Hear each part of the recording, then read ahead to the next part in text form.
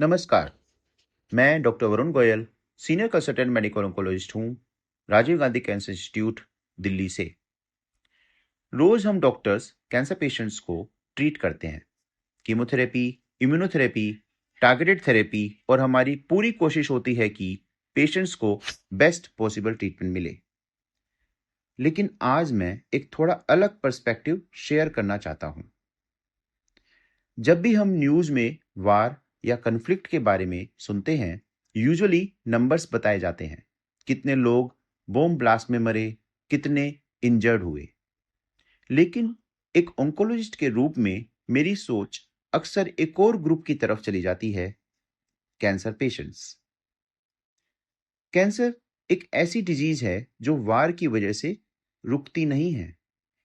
Tumour को फर्क नहीं पड़ता कि सिटी में कन्फ्लिक्ट चल रहा है या सीज फायर हुआ है। कैंसर सेल्स अपनी स्पीड से ग्रो करते रहते हैं और वार जोन्स में जो सबसे बड़ा प्रॉब्लम होता है वो है ट्रीटमेंट का रुक जाना। कीमोथेरेपी साइकिल्स मिस हो जाती हैं, रेडियोथेरेपी मशीन्स बंद हो जाती हैं, हॉस्पिटल्स में इसेंशियल ड्रग्स खत्म हो जाती हैं। कभी कभी तो बेसिक डायग्नोस्टिक्स जैसे सीटी स्कैन या पैथोलॉजी रिपोर्ट्स भी अवेलेबल नहीं होते। ऑन्कोलॉजी में एक बहुत इंपॉर्टेंट कंसेप्ट है, टाइम मैटर्स। कभी कभी सिर्फ कुछ वीक्स का डिले भी डिजीज के आउटकम को चेंज कर सकता है।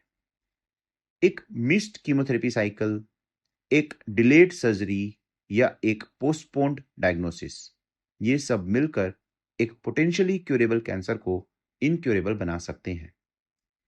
अब इमेजिन कीजिए, एक पेशेंट जो ऑलरेडी कैंसर से फाइट कर रहा है और उसके आसपास वार भी चल रहा है। कभी कभी पेशेंट्स को चूज करना पड़ता है, हॉस्पिटल जाना सेफ है या घर पर रहना। और अगर हॉस्पिटल पहुंच भी गए तो जरूरी नहीं है कि ट्रीटमेंट अवेलेबल हो। पेन मेडिसिन नहीं मिल रही, कीमोथेरेपी ड्रग्स नहीं मिल रही, और एक और चीज जो बहुत इंपॉर्टेंट है, साइकोलॉजिकल स्ट्रेस। कैंसर खुद ही एक इमोशनली एग्जॉस्टिंग डिजीज है। उस पर अगर फियर, डिस्प्लेसमेंट और अनसर्टेनिटी ऐड हो जाए तो पेशेंट्स का बर्डन और भी बढ़ जाता है। एज ओंकोलॉजिस्ट हम कैंसर को साइंस से ट्रीट करते हैं, कीमोथेरेपी, इम्यूनोथेरेपी, टारगेट थेरेपी। लेकिन ऐसी सिचुएशन हमें एक इंपॉर्टेंट लेसन याद दिलाते हैं।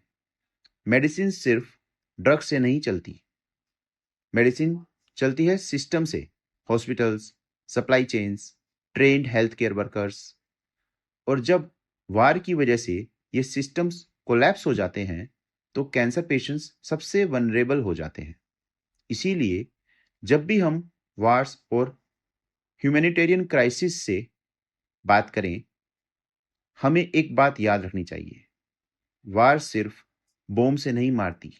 कभी कभी वार ट्रीटमेंट को रोक कर भी लोगों की जान ले लेती है।